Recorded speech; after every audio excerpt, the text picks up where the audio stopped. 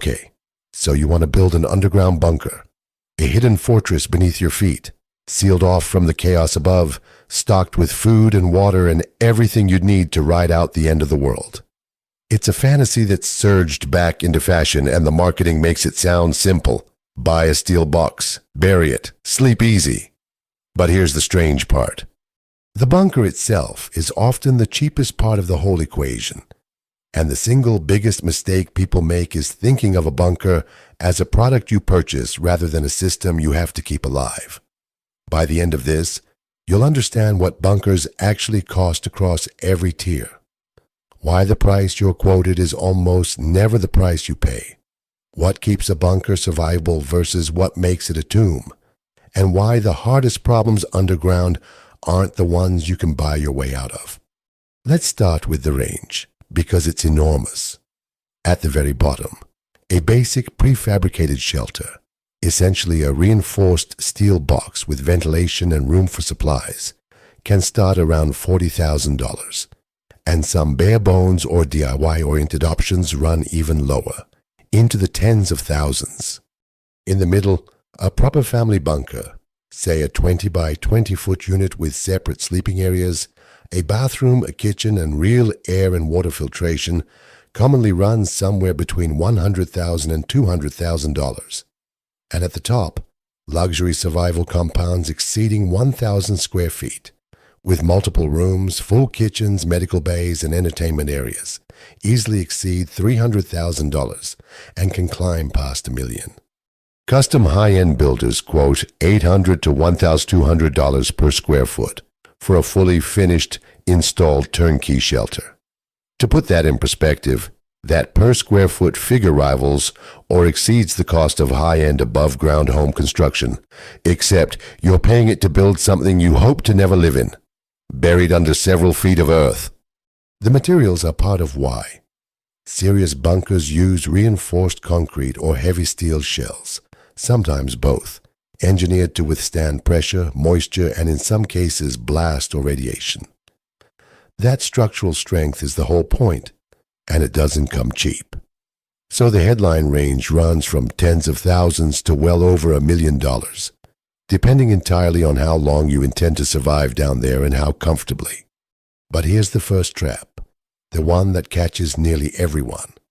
The price of the bunker is not the price of having a bunker, because a bunker has to go underground, and putting it there is a major construction project in its own right.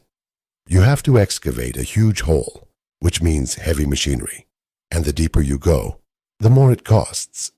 Industry figures put excavation and installation alone at something like 30% of the bunker's price, and specific estimates for digging the hole and setting the unit commonly run $20,000 to $25,000 on top of the shelter itself. If you buy a prefab unit, you may also pay $1,000 to $10,000 just for delivery, because these things are enormous and heavy. Access to the site matters too. A bunker delivered to a remote rural property may require building or reinforcing a road just to get the crane and excavator in, and pouring a concrete pad or footings before the unit can even be set. These are the quiet line items that never appear in the glossy brochure but reliably show up on the final invoice. Then there's site preparation, permits, connecting power, and backfilling. The general rule builders themselves cite is that installation can add roughly a third again on top of the purchase price. Depth compounds this. To offer meaningful protection against radiation from fallout, a shelter generally needs to sit at least several feet underground, and for protection against a nearby blast, considerably deeper with thick reinforced concrete overhead. Every additional foot of depth means more excavation, more shoring, more engineering to keep the surrounding earth and groundwater from crushing or flooding the structure. The dream of a deep, blast-proof fortress runs directly into the physics and the price of moving that much dirt safely. So that $100,000 bunker is really a $130,000+ project before you've stocked a single can of food. Now let's talk about what actually keeps you alive down there, because this is where the real engineering and the real money lives. A hole in the ground isn't a shelter. What makes a bunker survivable is its life support systems, and there are three that matter above all. First and most critical, air. You cannot survive in a sealed underground box without a way to bring in breathable air. And if the threat you're hiding from is airborne, radioactive fallout, chemical, biological, that air has to be filtered. This is why serious bunkers include specialized filtration systems, often military-grade units designed to scrub contaminants, with battery and manual backups in case the power fails. Air handling is not optional and not cheap, and a bunker without reliable filtered ventilation isn't a shelter. It's a suffocation risk. Second, water. You need a stored supply and ideally a filtration and recycling system because you can't exactly run to the store. Third, power. Everything, the air system, lighting, water pumps, temperature control, depends on electricity, which means generators, battery banks, and increasingly solar, plus the fuel to keep it all running when the grid is gone. These three systems, air, water, power, are what separate a genuine survival shelter from an expensive buried container. And they're a substantial part of why bunkers cost what they do.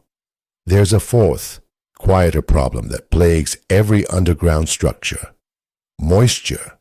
The earth is damp, and a sealed box buried in it wants to sweat, condense, and grow mold unless it's properly waterproofed, sealed, and climate controlled. Groundwater can seep in, corrode metal, and ruin stored supplies over the years the bunker sits waiting. Managing humidity and drainage is an unglamorous, ongoing engineering challenge, and a bunker that isn't kept dry slowly rots from the inside long before any disaster arrives. It's the kind of failure that doesn't announce itself until the day you actually need the shelter and find its systems degraded. Notice the pattern here, because it's the same one that governs every expensive, self-contained way of living. A bunker, like a private island or an offshore rig, has no infrastructure connecting it to the outside world. So you have to build and maintain your own miniature civilization underground, your own air supply, your own water system, your own power plant, your own waste management. Everything a normal house gets from the city, you now have to generate and sustain yourself in a sealed space, often while the world above is in crisis. That's the real nature of what you're buying, and it means the skills matter as much as the hardware. Owning a bunker without knowing how to run and repair its systems is like owning a boat you can't sail. When the grid goes down and the world above is in crisis is precisely the moment there will be no technician to call. The people who take this seriously don't just buy a shelter. They learn how every system in it works, because in the scenario the bunker exists. For they are the only maintenance crew that will ever show up. And that leads to the cost almost nobody budgets for: the ongoing burden. A bunker is not a buy-it-and-forget-it purchase. Those life support systems have to be maintained, tested, and kept ready, because a filtration unit that fails when you need it is worse than useless. Food stockpiles expire and must be rotated. Fuel degrades. Batteries lose capacity. Seals, pumps, and filters wear out. Keeping a bunker genuinely ready to save your life is a continuous commitment of time and money, year after year, for a facility you hope you will never actually need. The dirty secret of prepping is that the vast majority of bunkers, if they were ever needed in a real emergency, might not function as intended, precisely because they were installed once and then neglected. There's also a location problem people underestimate. A bunker only helps if you can reach it. A luxurious shelter at a remote compound is worthless if disaster strikes while you're at work in the city and the roads are impassable. This is why the highest-end survival companies have shifted toward building large communal bunker complexes in remote areas, selling spaces the way you'd buy a condo, complete with the promise of security and shared resources. Reports describe elaborate, hundreds of millions of dollars complexes marketed to the ultra-wealthy. These developments sell the idea of a ready-made community underground, security teams, medical staff, shared power and air systems, and years of stored food, so that a buyer doesn't have to solve every survival problem alone. In principle, it addresses the maintenance and staffing gap that dooms so many private bunkers. In practice, it simply relocates the trust problem. Now you're betting that the company, its staff, and your fellow members will all hold together and honor the arrangement in exactly the collapse scenario that would test every human institution to its breaking point. But those raise the oldest question in survival planning. If society truly collapses, who maintains the systems, who guards the door, and who decides who gets in? A bunker is only as reliable as the people and systems keeping it running, and none of that is guaranteed by the price tag. So let's put it all together and answer the real question. What does it actually cost to build an underground bunker? The shelter itself ranges from around $40,000 for something basic to over $1 million for a luxury compound, with a practical family unit landing somewhere around $100,000 to $200,000.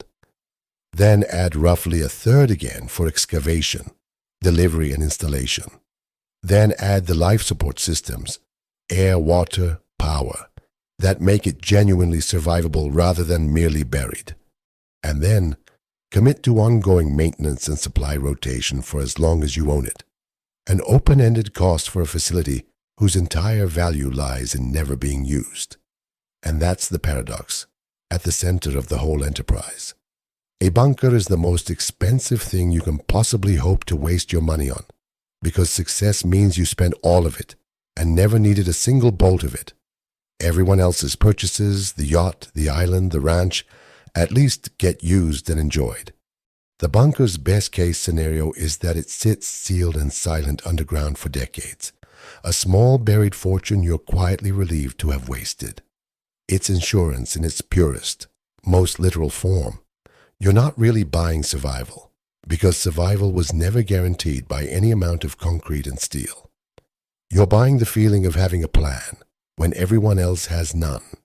Whether that peace of mind is worth tens of thousands or millions of dollars is the one calculation no builder can do for you, and the only one that actually matters before you start digging.